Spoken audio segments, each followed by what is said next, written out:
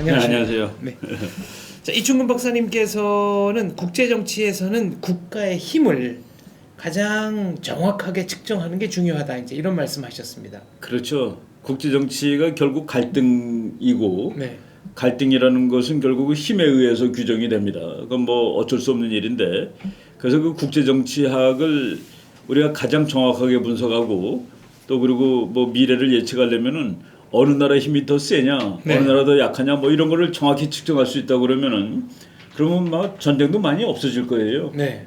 뭐 예를 들어서 우리 장원재 박사의 나라하고 저희 나라가 다르다고 치고서 이거 전쟁을 해야 될 거냐 그러는데 이길지 질지를 알면은 전쟁이 안 나죠. 그렇죠. 전쟁을 할 필요가 그렇죠. 없는 거죠. 그래서 이제 국력을 정확히 평가하는 날, 정말 물리학자들, 수학자들이 뭐 하듯이 국제정치학자들이 국력을 다 정확히 평가할 수 있다. 그러면 그때는 정말 평화의 학문이 될 수 있겠죠. 둘이 싸우면 네가 지니까 안 싸우는 게 나을 걸이라고 얘기해 줄 수 있잖아요, 그죠? 근데 국가의 힘을 측정하는 데 있어서는 군사력보다 경제력이 더 중요하다라는 말씀하셨지 않습니까? 그렇죠. 의외였습니다. 예.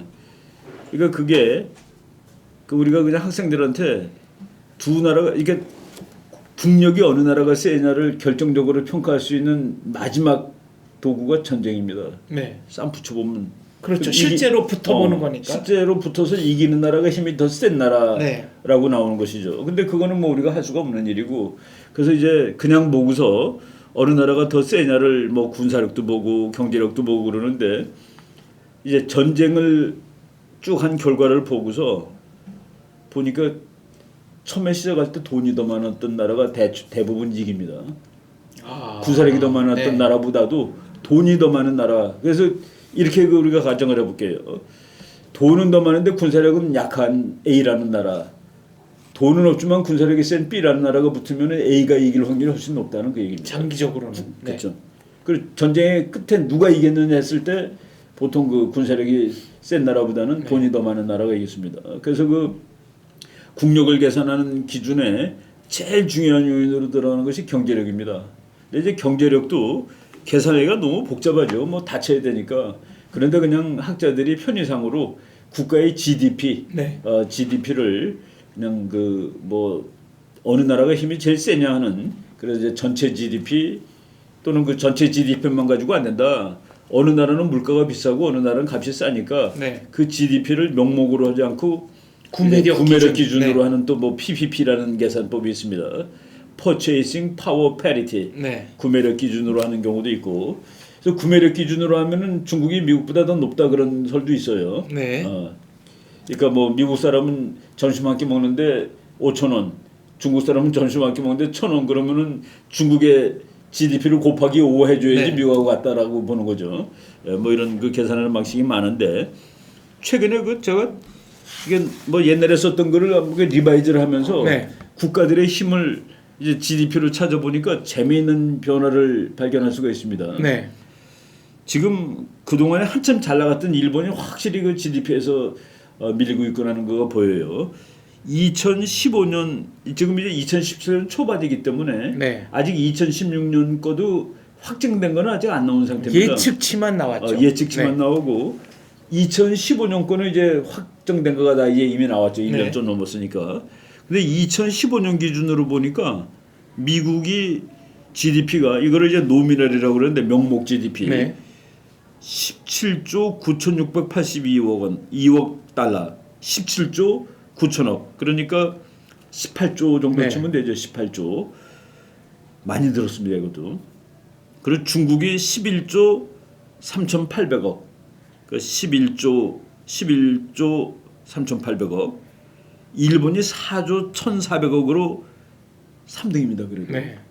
일본이 세계 3위인데 미국이 18조, 중국이 11.3조, 일본이 4.1조. 일본이 많이 줄었네요. 일본이 많이 내려갔죠.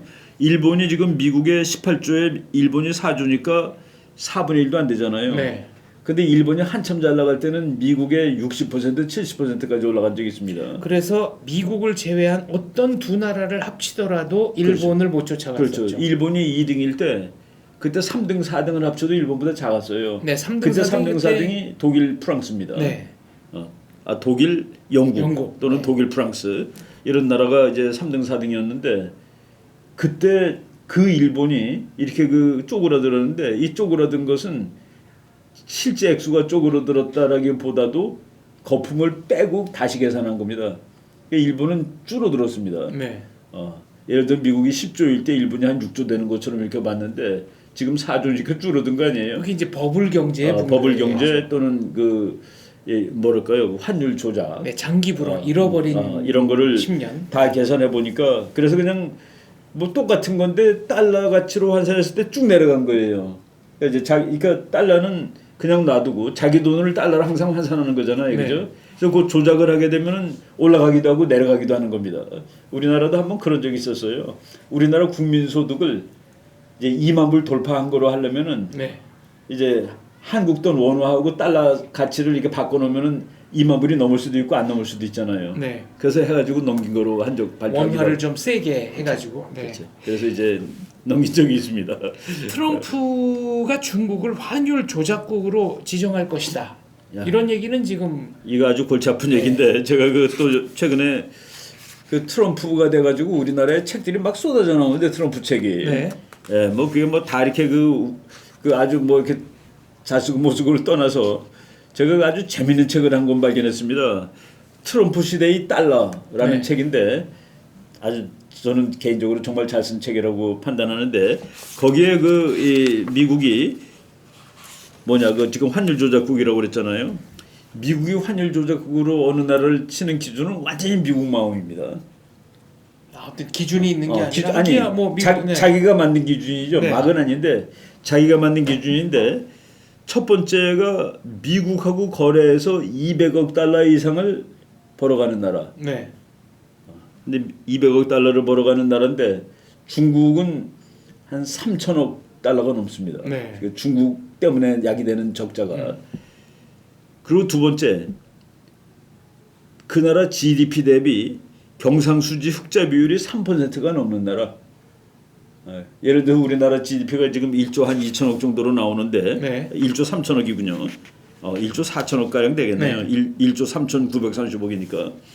그런데 여기에 3% 이상을 경상수지를 내다. 네. 그러면 너도 이제 유호주의 국가다는 그런 얘기입니다. 그 세 번째, 그 나라 정부가 환율의 한 방향으로 계속 개입하고 있다. 한쪽 방향으로. 시장에 맡겨놓는 게 아니고 시장에 맡겨놓는 게 아니라 계속 자기 나라 화폐하고 달러라고 했을 때 하여간 달러로 쳤을 때 조금 나오게 하는 거. 자기 화폐 가치를 줄이는 거죠. 그러니까 디밸류. 그러니까 1,000원이 1불이었는데 1,200원을 1불로 하면은 우리나라 만든 제품이 미국 가서 싸게 팔리잖아요. 가격 경쟁력이 있으니까. 네. 가격 경쟁력이 생기게 하는 거. 그거를 일방적으로 계속 하는 나라. 그런데 그 1, 2, 3으로 만들어 놓고 1, 2에 해당되는 나라를 한 대여섯 나라 해놨습니다. 네. 중국, 독일, 한국, 대만, 뭐 스위스 이런 나라들이 들어가 네. 있는데 세 번째 환율 조작이죠. 네. 그건 미국이 너는 조작국이야, 너는 아니야. 그런데 지금 현재는 없습니다. 그 여섯 나라 정도가 이제 들어가 있는데 여섯 나라를 아직은 환율 조작국으로 한 나라도 치질 않았어요. 네. 근데 이제 그 두 가지 상황이 있을 때는 요주의 국가 그리고 환율 조작국까지 들어가면 그때는 초벌 국가입니다. 그러면 어떻게 되는 겁니까? 근데 트럼프가 중국을 환율 조작국이라고 지금 얘기를 해서 지명을 하게 되면은 네. 미국이 마음대로 벌을 주는 거예요. 그러니까 관세 보복. 관세를 40% 올리겠다. 뭐 네. 이런 거 다 미국 마음대로 하는 거죠. 여기서 그 미국의 그 달러 패권이라는 얘기가 나오는 겁니다. 그러니까 미국의 달러가 왜 세냐? 그 왜 세냐 하면은 달러가 종이잖아요. 네. 근데 다른 나라 그걸 금으로 쳐주는 겁니다. 그죠. 미국의 신용에 바탕한 화폐니까. 그 옛날에 내가 지금 이 트럼프 시대의 달러라는 그 책을 뭐 곰곰이 읽고 이분이 이제 그 한 5년 전에 미국 달러는 왜 미국보다 강한가라는 아주 재미있는 제목의 책을 썼는데 달러 옛날에 영국의 돈을 미국이 다 벌어왔습니다. 네. 영국의 파운드가 막 미국으로 거서 미국이 훨씬 더 부자가 됐잖아요. 근데 그때는 진짜 영국의 힘을 미국이 가져가는 겁니다. 왜냐하면은 돈의 기준이 되는 금이 같이 가는 거예요. 네. 그때는 그러니까 그때 파운드는 금입니다. 그 자체가. 금태환제도. 그치. 네. 그러니까 그 돈을 가져가면 영국 정부가 금으로 바꿔주게 돼 그렇죠. 있었습니다. 그러니까 미국이 영국 돈을 왕창 벌었다. 그럼 영국의 금을 가져갔다가 되는 겁니다. 그러니까 그 금까지 갖고 왔으니까 이거는 영국이 돈만 미국으로 간 게 아니라 영국의 파워도 미국으로 네. 가는 겁니다. 그런데 지금 미국이 그래가지고 미국 돈이 세계의 패권, 그러니까 세계의 그 기준 통화가 되지 않았습니까? 그래가지고 미국이 1971년까지는 금으로 쳤습니다. 그러니까 다른 나라가 달러를 갖고 오면 금으로 바꿔주는 거예요. 네. 그러니까 그 돈은 그러니까 어떤 나라가 돈을 많이 버는 거는 미국의 힘을 빼가는 겁니다. 금을 가져가는 거니까. 그런데 71년부터 미국이 이제 안 바꿔줘. 네, 금태환제도 폐지를 폐지한 선언했습니다. 겁니다. 그러니까 이제 금하고 달러는 이제 갈라진 거예요. 네. 그러니까 달러는 종이가 되는 겁니다. 그런데도 불구하고 다른 나라들이 이거를 그냥 금으로 치자. 우리가 우리 돈을 찍어낼 때도 달러가 쌓여 있으면은 마음 놓고 찍을 수가 있습니다. 거기에 해당되는 네. 금이니까. 외환 보유고. 그렇죠. 외환 보유고. 그게 바로 금 보유고가 되는 겁니다. 그래서 지금 이 오세준 이 사람이 설명하는 것도 그렇고 그건 맞는 설명인데 중국에 미국의 돈이 3조가 갔다. 맞아요. 돈이 갔습니다. 근데 미국의 힘이 간 것이 아니라는 거예요. 돈만 갔지. 그리고 그 돈은 미국이 마음먹기에 따라서 종이가 될 수도 있다는 그 얘기입니다. 그래서 그 3조를 갖고 있는 놈이 오히려 쩔쩔매는 상황이 된 거. 바로 그래서 그 금태환제도 하에 이 국제 기축통화와 금태환이 없어진 때 기축통화는 다른 거죠. 성격이 다르다. 그래서 그 얘기네요. 미국이 만든 것 중에 가장 막강한 힘이 달러입니다. 종인데 다른 나라가 금으로 치는. 네. 그래서 자기네들은 찍을 수 있고 다른 나라는 못 찍고 바로 이 게임을 지금 미국이 벌이고 있다라는 그런 내용의 책인데 그 미국이 중국을 환율 조작국으로까지 지금 하게 되면은 사실은 게임 자체가 미국한테 유리한 게임을 하고 있는데 그럼에도 불구하고 여기까지 나가고 있다는 뭐 그런 내용의 책인데 하여간 환율 조작국이라는 거 저도 뭐 그냥 그 피상적으로 알고 있었는데 요번에 구체적으로 200억 달러 우리나라도 미국으로부터 그보다 훨씬 더 많이 이득을 보고 있죠. 네. 무역을 해가지고 그리고 GDP 대비 경상수지 흑자 3%. 그 두 개의 나라가 6나라. 근데 미국이 환율 조작국으로 지정한 나라는 자기가 스스로 벌을 주는 거를 미국 국회에서 통과시켰습니다. 네. 그러니까 국제법하고는 관계없어요. 미국 국내법입니다. 미국 국내법으로 환율 조작국은 우리가 벌 줄 수 있다라는 네. 걸 만들어 놓은 거죠. 중국으로서는 상당히 애가 타는 상황이네요. 그 이제 그 게임을 하는데 우리가 이제 미국과 중국이 뭐 역시 그 제일 힘센 나라들인데 그 싸움하는 기준 중에 그러니까 중국이 지금까지 이렇게 큰 나라가 됐는데 미국하고 경제하고 엮여져서 됐다라는 그 사실을 까먹으면 안 됩니다. 독자적으로 성장한 것이 독자적으로 해서 미국하고 독립적으로 강대국이 된 게 아니라 미국에서 연계돼서 네. 미국의 경제 체제에 연계돼서 강대국이 됐기 때문에 그래서 그 미국이 핸들링하기가 러시아보다 쉬운 거죠. 옛날에 그 소련보다. 소련은 어쨌거나 미국 경제에 종속이 되거나 그렇지 미국 않죠. 경제와 그렇죠. 엮여서 군사 대국이 된 건 아니죠. 아니었으니까요. 그러니까 따로 된 것이죠. 네. 과거에 그 냉전 시대 때 소련은 미국이 이렇게 뭘 할 수 있는 거가 많지 않았습니다. 근데 지금은 이제 뭐 사람들이 그렇게 얘기는 해요. 그 미국도 아프지 않겠냐? 미국도 손해를 보지 않겠느냐? 물론이죠. 한 예를 들면은 그 미국이 고유가 정책을 이제 냉전이 끝난 다음에 네. 냉전 시대 때는 저유가 정책 왜 소련이 석유를 파는 나라니까 소련한테 달러가 많이 들어가면 안 되니까 그래서 저유가 정책을 했습니다. 네. 그 미국이 소련한테 그 경제적으로 피해를 입힐 수 있는 거의 유일한 수단이죠. 자기도 석유를 사가는 주제에 네. 미국이 석유 가지고 장난을 한 겁니다. 그런데 냉전이 끝난 다음에는 미국이 고유가 정책을 유지하는 거예요. 고유가 왜? 중국이 석유를 아까 말씀드렸듯이 석유를 벌컥 마시는데 이제 비싼 거 마시세요. 너무 빨리 크는 것 같아. 그래서 이제 그걸 하는데 그때 이제 미국 학자들이 미국 관리들한테 물어봤습니다. 네. 그 고유가 정책을 유지하는 건 미국한테도 힘든 거 아니냐? 네. 그랬더니 그 대답이 기가 막혀요. 예, 우리 감기 걸리죠. 그렇지만 쟤네들은 폐렴이 걸리고 있습니다. 무협지에 나오는 육참 골단이네요. 네. 살을 내주고 뼈를 취한다. 하여간 그 식으로 네. 지금 근데 지금 미국이 게임하기 좋은 거는 쉐일 오일 때문에 네. 자기네는 이제 국제 오일 가게에서 미국은 독립하는 겁니다. 그래서 이제 그런 게임을 하는데 예, 지금 뭐 그 미국 제가 오늘 그 장교님들한테 이제 강의를 해줬는데 트럼프 외교 정책은 뭘까? 근데 차이나라고 얘기를 해줬습니다. 처음부터 중국. 차이나. 중국. 네. 우리가 이제 부동산 살 때 고려사항 영어로 말하면 로케이션. 네, 위치. 네. 위치. 네. 위치 좋은 데 사는 게 제일 좋은 거죠.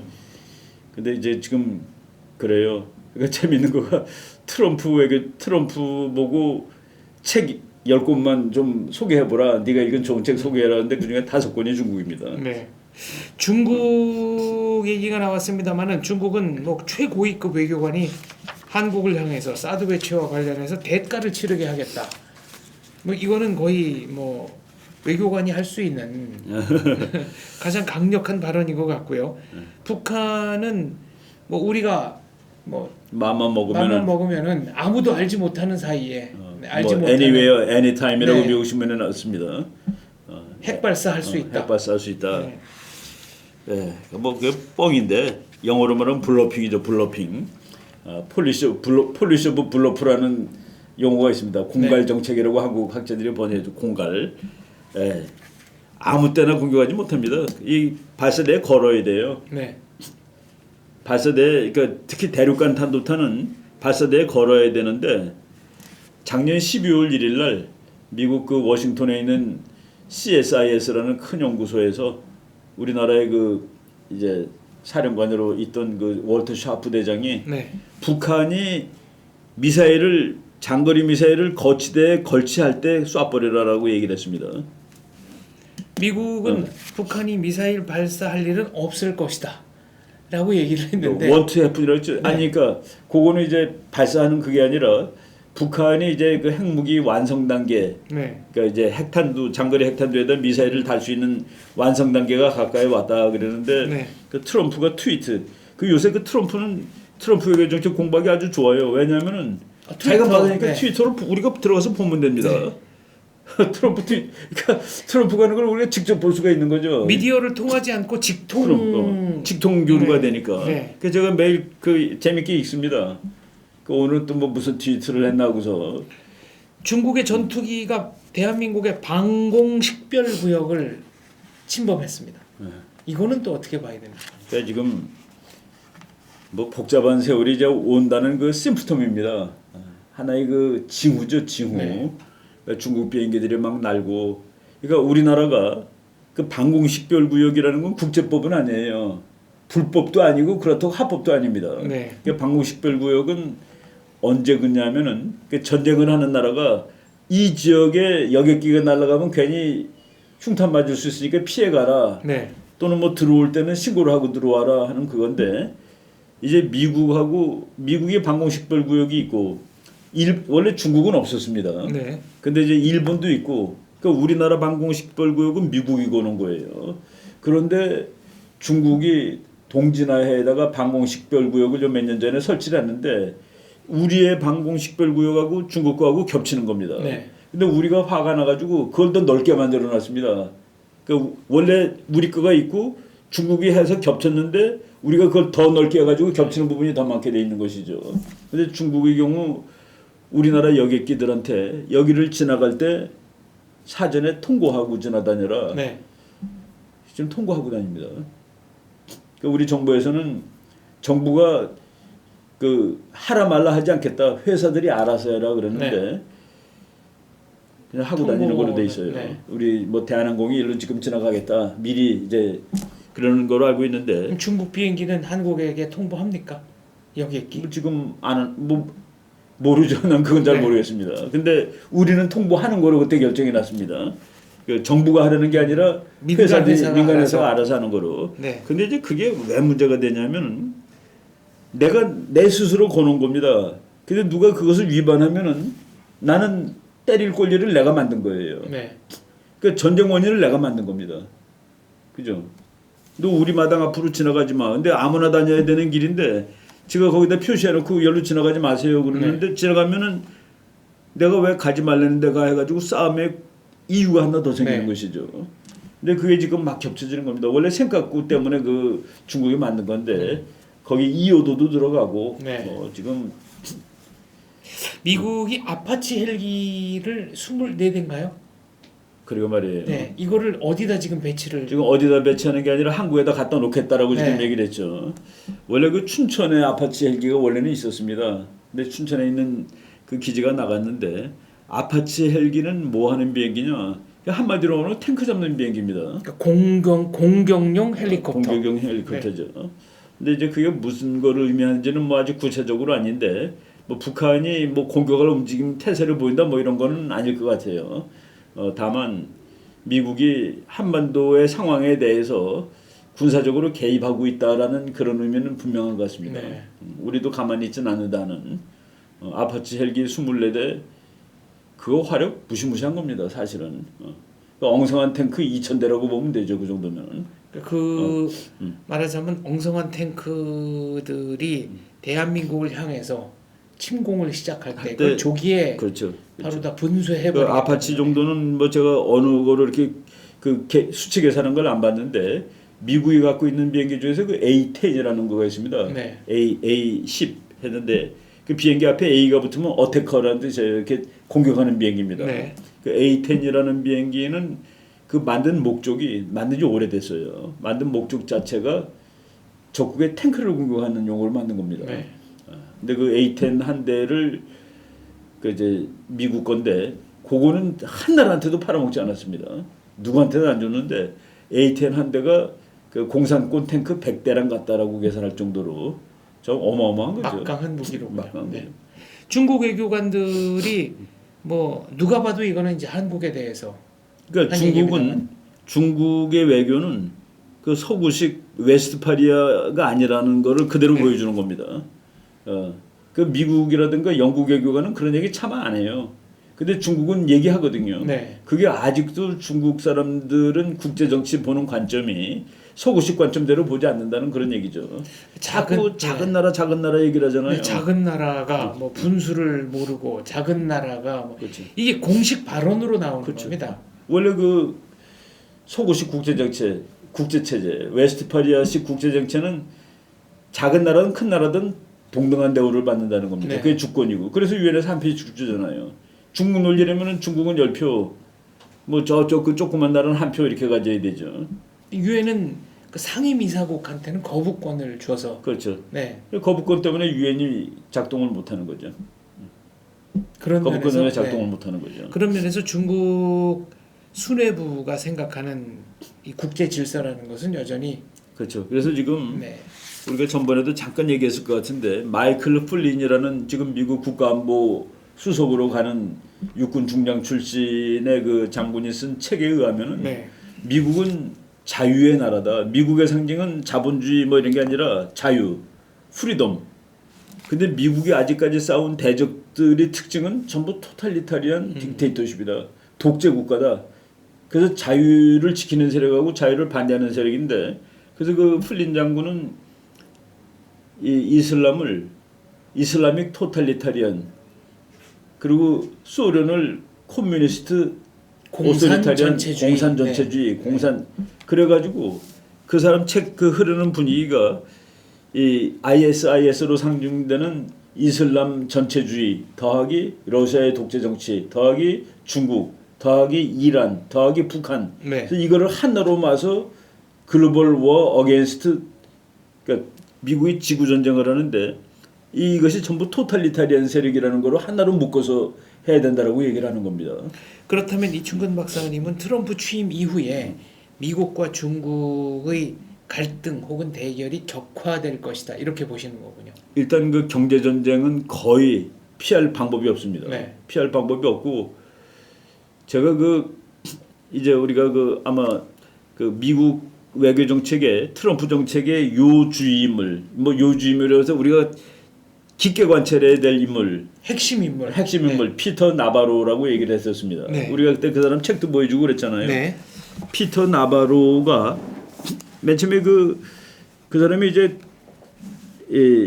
경제학자인데 중국에 대한 책이 많은데 중국 외교 뭐 이런 걸 썼는데 중국을 상당히 부정적으로 보는 책들만 골라 썼습니다. 근데 저 사람은 뭐를 맡을까 했는데 그 사람한테 직책을 만들어서 줬습니다. 없던 직책을. 없던 직책을. 네. 그래서 제가 지난 1월 19일 날, 12월 19일 날 제가 어떤 그 장교님들 앞에서 이제 앞으로 미국 외교 정책, 트럼프 정책을 알기 위해서는 요 책을 읽어보세요 해놓고 나바로 책이 2권이 우리말로 번역된 거가 있습니다. 네. 요 책들을 한번 읽어보시면은 앞으로 트럼프의 대외 정책 방향을 알 수 있다 그랬는데 그 사람이 지금 맡은 직책이 뭐냐면은 그 직책을 12월 21일 날 만들었습니다. 미국 시간으로. 그러니까 우리나라는 12월 22일 되죠. 그 부서 이름이 백악관 내에 내셔널 트레이드 카운슬. 아, 국제 무역. 국가 무역 위원회. 네. 그리고 그 사람이 위원장입니다. 뭐예요? 중국하고 무역 전쟁하겠다는 얘기지. 아, 미리 포석을 다 해 놓은 거네요. 그러니까 이제 피할 수 없는 일이다. 와, 이거 참 황당하더라고. 그래서 그 사람이 지금 장관급, 그러니까 국가안보 수석급, 국가안보는 훈련 장군이고 그 사람은 중국하고 북한하고 러시아하고 ISIS를 미국의 프리덤에 대항하는 세력으로 이렇게 일괄 처리하고 네. 그리고 이제 이쪽은 그러니까 사상 전쟁, 경제 전쟁 그리고 심지어는 요번에 트럼프가 해군을 350척으로 늘리겠다. 오바마의 계획에 의하면 260척까지 내려가는 겁니다. 네. 그런데 그거를 현재 274척이라고 그러죠. 지금 현재. 그런 해군이 이거 갖고 좀 곤란하다. 네. 해가지고 트럼프가 350척으로 이제 350척 해군을 얘기했는데 요번에 그 해군 쪽에서 보고서를 냈습니다. 이게 필요하다. 355척으로 냈습니다. 미국의 해군, 미국 해군이 이 정도 있으면 네. 이 정도 있으면은 국제 패권을 유지할 수 있다는 그런 뜻이겠죠. 미국이 중국을 환율 조작국으로 지정하면 중국 입장에서는 가장 큰 수출 시장이 사라지는 것이고 또 그러니까 적어도 미국 내에서의 상품 경쟁력이 완전히 떨어지는 겁니다. 그렇죠. 이제 트럼프 말로 하면 45%라고 그랬는데 그러니까 메이드 인 차이나가 미국에서 100원이었단 말이죠. 근데 트럼프가 그거라면 145원이 되는데 그러면 중국이 만든 건 145원이고 예를 들어 멕시코가 만든 건 120원이다 그러면은 멕시코가 더 많이 팔리지 않겠습니까? 그렇죠. 품질이 같다고 가정하면 우리들은 그걸 잘 모르지만은 멕시코가 그렇게 분해하는 게 중국입니다. 중국 때문에 우리는 망했어라고 생각하는 나라가 멕시코예요. 네. 왜? 같이 그 물건 만들어서 파는데 중국이 더 싸거든. 그래서 중국한테 멕시코가 자리 다 뺏겼던 겁니다. 그동안에. 근데 이제 미국은 멕시코도 지금 문제 삼죠. 저는 우리한테 부정적으로 나쁘게 말하면 뭐가 되냐면은 우리의 부품을 중국이 사가지고 미국에다 팔았는데 네. 그걸 못하게 되면 우리 부품을 안 사가니까 우리 수출 시장이 다 그냥 우리가 중국하고 수출이 1위입니다. 네. 그게 다 망가질 거다라고 생각하는데 우리가 좀 리노베이션을 해가지고 중국에 팔지 말고 우리가 다 만들어서 미국에 파는데 지금 내가 중국 거 100원이 145원이 됐다. 우리 거를 130원에 팔 수 있는 방법을 개발하자는 그 얘기입니다. 네. 퀄리티 월등히 좋고 중국 거보다 싸고 그럼 그거로 살 길 되는 거잖아요. 그죠? 제조업 되고. 그래서 그 방법을 미국하고 저렇게 무역 전쟁할 때 우리는 큰일 났다가 아니라 이 기회를 활용을 하는 겁니다. 그리고 지금 미국 사람들 무역 정책에 이런 말이 나와요. 애국이란 개념이 들어갑니다. 애국. 네. 패트리어틱 조금 네. 비싸더라도 우리 걸 써주자. 국산품 애국 운동입니다. 그리고 미국판. 이제 그냥 값싸고 질 나쁜 거보다도 값이 조금 비싸더라도 질 좋은 걸 쓰는 게 좋지 않겠냐는 그런 이 소비자들의 바뀌는 현상도 있고 거기에 애국이라는 그래서 미국 물건 보면은 별 시덥지 않은 물건들 그거 이 세계 어느 나라든지 다 만들 수 있는 물건을 만들어 놓고 거기다 깃발을 이만하게 붙여놔요. 네. 뭐 미제다.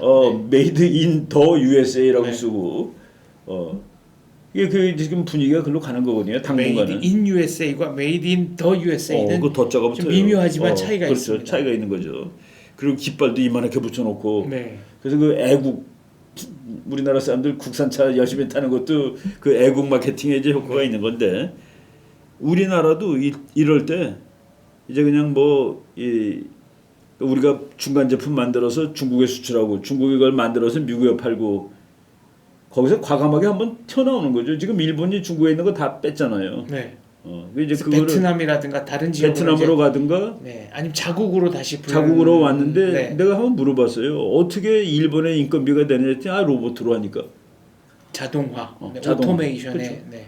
그래서 일본 그 컴퓨터 같은 거 보면 소니에 메이드 인 재팬이라고 시뻘겋게 붙여놓습니다. 네.